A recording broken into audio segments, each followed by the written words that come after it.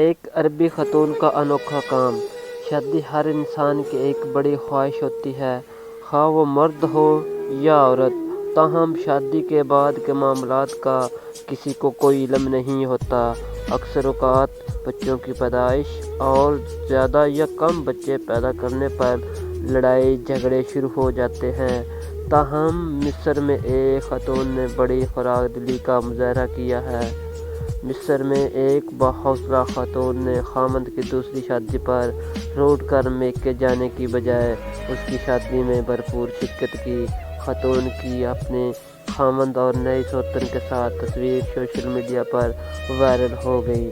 غیر ملکی میڈیا کے مطابق ان تصاویر کی تشہیر کے ساتھ ہی مصریوں میں آن لائن مردوں کی ایک سے زیادہ شادیوں کے موضوع پر نئی بحث بھی چھڑ گئی ہے۔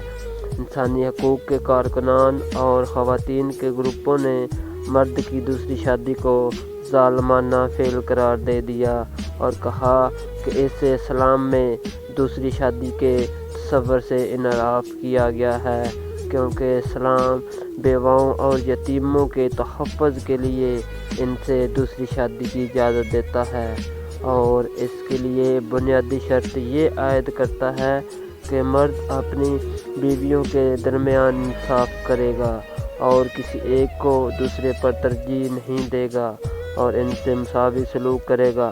دوسری شادی کرنے والے اس مصری دلہا کا نام معتز حلال ہے، جس نے ایک بیان جاری کیا اور اپنی دوسری شادی کے بارے میں وضاحت کرتے ہوئے کہا کہ وہ اپنی خاندان میں توسیع اور مزید بچے چاہتے ہیں۔